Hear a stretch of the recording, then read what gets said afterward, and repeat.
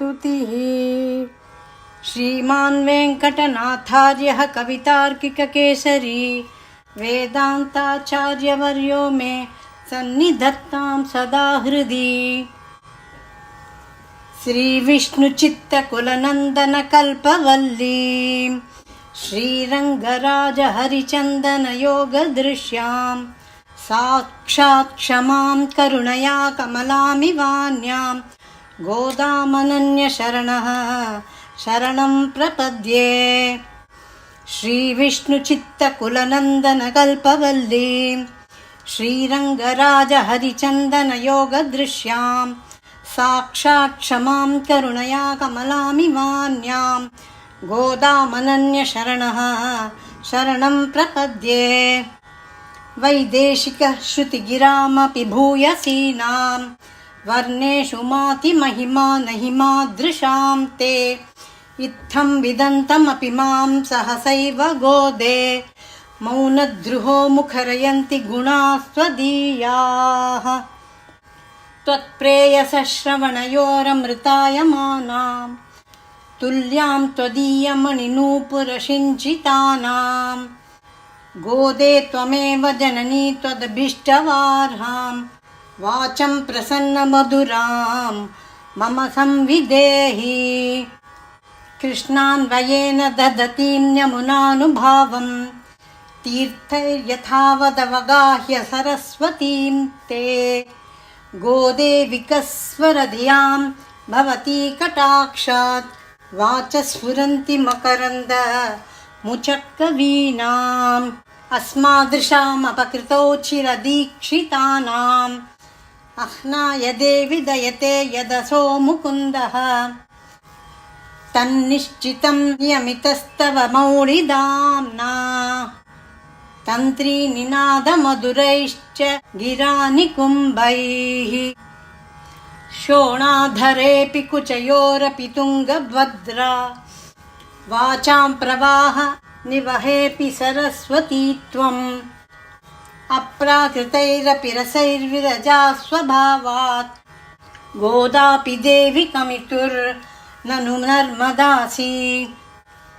वल्मीकतः श्रवणतो वसुदात्मनस्ते जातो बभूव स मुनिः कवि सार्वभौमः गोदे किमद्भुतमिदं यदमी स्वदन्ते वक्त्रारविन्दमकरन्द निभाप्रबन्धाः। भोक्तुं तव प्रियतमं भवतीव गोदे भक्तिं निजां प्रणयभावनया गृह्णन्तः उच्चावचैर्विरहसङ्गमजैरुदन्तैः शृङ्गारयन्ति हृदयं गुरवस्त्वदीयाः। मातः समुत्थितवती मदि विष्णुचित्तं विश्वोपजीव्यममृतं वचसा दुहानां तापच्छिदं हिमरुचेरिव मूर्तिमन्यां सन्तः पयोधि दुहितु सहजां विदुस्त्वां तातस्तु ते मधुबिदः स्तुतिलेशवश्यात् कर्णामृतैस्तुतिशतैरनवाप्तपूर्वं त्वन्मौलिगन्धसुभगा मुपहृत्य मालां लेबे महत्तरपदानुगुणं प्रसादं दिग्दक्षिणापि परिपक्त्रिम पुण्यलभ्यात् सर्वोत्तरा भवति देवि तवावतारात् यत्रैव रङ्गपतिना बहुमानपूर्वं निद्राळुनापि नियतं निहिता कटाक्षाः। प्रायेण देवि भवती व्यपदेशयोगात् गोदावरी जगदिदं पयसा पुनीते यस्यां समेत्य समयेषु चिरं निवासात् भागीरथी प्रभृतयोऽपि भवन्ति पुण्याः। नागेशयः सुतनुपक्षिरथः कथं ते जातः स्वयं वरपतिः पुरुषः पुराणः एवं विदा समुचितं प्रणयं भवत्याः सन्दर्शयन्ति परिहासगिरः सखीनां त्वद्भुक्तमाल्यसुरभीकृतचारुमौळेः हित्वा भुजान्तरगतामपि वैजयन्तीम् पत्युस्तवेश्वरिमितः प्रतिघातलोलाः बर्हातपत्ररुचिमा रचयन्ति भृङ्गाः आमोदवत्यपि सदा हृदयङ्गमापि रागान्वितापि ललितापि गुणोत्तरापि मौलिस्रजा तव मुकुन्द किरीटभाजा गोदे भवत्यधरिता खलु वैजयन्ती त्वन्मौलिदामनि विभो शिरसा गृहीते स्वच्छन्दकल्पितसपीतिरसप्रमोदाः मञ्जुस्वना मधुलिहो विददुः स्वयं ते स्वायंवरं कमपि मङ्गलतूर्यघोषम् विश्वायमानरजसा कमलेन नाभौ वक्षस्थले च कमलास्तनचन्दनेन आमोदितोऽपि निगमैर्विभुरङ्घ्रियुग्मे दत्तेन तेन शिरसा तव मौलिमालाम् चूडापदेन परिगृह्य तवोत्तरीयम् मालामपि त्वदलकैरधिवास्य दत्ताम् प्रायेण रङ्गपतिरेष बिभर्ति गोदे सौभाग्यसम्पदभिषेक महाधिकारम् तुङ्गैरकृत्रिमगिरः स्वयमुत्तमाङ्गैः यं सर्वगन्ध इति सादरमुद्वहन्ति आमोदमन्यमधिगच्छति मालिकाभिः सोऽपि त्वदीयकुटिलाळक वासिताभिः धन्ये समस्तजगतां पितुरुत्तमाङ्गे त्वन्मौलिमाल्यभरसम्भरणेन भूयः इन्दीवरस्रजमिवा ददति त्वदीयान् आकेकराणि बहुमान विलोकितानि रङ्गेश्वरस्य तव च प्रणयानुबन्धात् अन्योन्यमाल्यपरिवृत्तिमभिष्टुवन्तः वाचालयन्ति वसुधे रसिकास्त्रिलोकीं न्यूनाधिकत्वसमता विषयैर्विवादैः दूर्वादलप्रतिमया तव देहकान्त्या गोरोचना रुचिरया च रुचेन्दिरायाः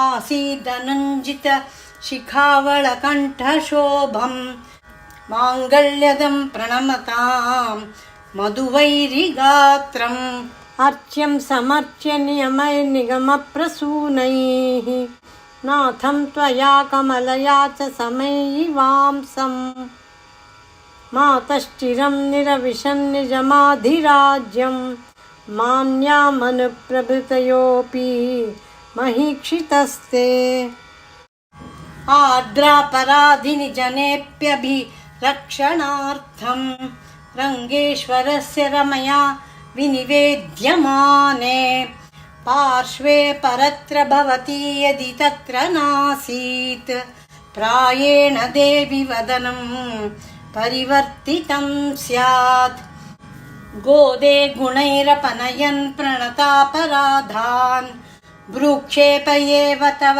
भोगरसानुकूलः कर्मानुबन्धिफलदानरतस्य भर्तुः स्वातन्त्र्यदुर्व्यसनमर्म विदानि दानम् रङ्गे तटिद्गुणवतो रमयैव गोदे कृष्णाम्बुदस्य घटितां कृपया सुवृष्ट्या दौर्गत्य दुर्विष विनाश सुदानदीं त्वां सन्तप्रपद्य शमयन्त्य चिरेण तापान् जातापराधमपि मामनुकम्प्य गोदे गोप्त्री यदि त्वमसि युक्तमिदं भवत्याः वात्सल्यनिर्भरतया जननी कुमारं सन्येन वर्धयति दष्ट पयोधरापि शतमकमणिनीला चारुकल्हारहस्ता स्तनभरणमिताङ्गी सान्द्रवात्सल्यसिन्धुः अलकविनिहिताभिः स्रग्भिराकृष्टनाथा विलसतु हृदि गोदा विष्णुचित्तात्मजानः शतमकमनिनीलाचारुकल्हारहस्ता स्तनभरणमिताङ्गी सान्द्रवात्सल्यसिन्धुः अलकविनिहिताभिः स्रग्भिराकृष्टनाथा विलसतु हृदि गोदा विष्णुचित्तात्मजानः इति विकसित भक्तेरुत्थितं वेङ्कटेशात् बहुगुणरमणीयां वक्ति गोदास्तुतिं यः स भवति बहुमान्यः श्रीमतो रङ्गभर्तुः चरणकमलसेवां शाश्वतीमभ्युपैष्यन् इति विकसित भक्तेरुत्थितां वेङ्कटेशात् बहुगुणरमणीयां वक्ति गोदास्तुतिं यः स भवति बहुमान्यः श्रीमतो रङ्गभर्तुः चरणकमलसेवां शाश्वतीमभ्युपैष्यन् कवितार्किकसिंहाय कल्याणगुणशालिने श्रीमते वेङ्कटेशाय वेदान्तगुरवे नमः इति श्रीगोदास्तुतिः समाप्तम्.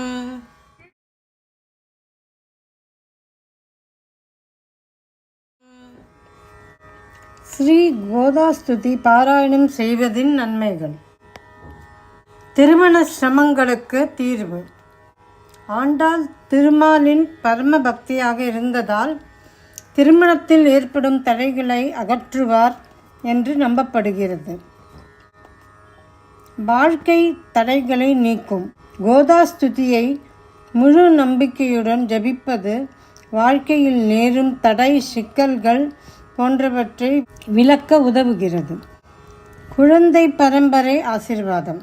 குழந்தை ஆசை உள்ள தம்பதிகள் ஆண்டாளை பூஜித்து இந்த ஸ்துதியை பாராயணம் செய்வதன் மூலம் குழந்தை பேறு கிடைக்கும் என்று நம்பிக்கை உள்ளது. அழகு மற்றும் ஆன்மீக ஒளி. கோதாஸ்துதியின் ஒரு பகுதி ஆண்டாளின் அழகை புகழ்கிறது. அவரது அருள் பக்தர்களுக்கு ஆன்மீக ஒளி, உள்ளழகு ஆகியவற்றை அளிக்கும். மன அமைதி. கோதாஸ்துதியை தொடர்ந்து பாராயணம் செய்வது உள் அமைதியை வளர்க்கிறது. கவனம் மற்றும் தெளிவு. தினசரி பாராயணம் மனத்தை சிதறாமல் ஒன்று திரட்ட உதவுகிறது.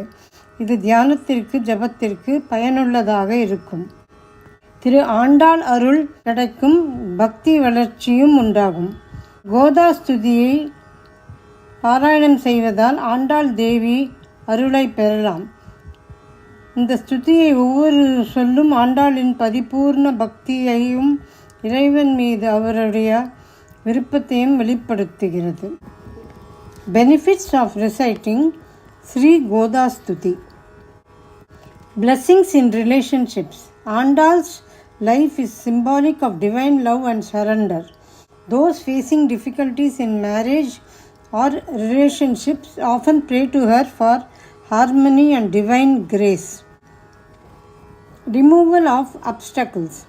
As a form of Divine Mother, Andal's blessings help remove hurdles in both spiritual and worldly pursuits. Fertility and progeny.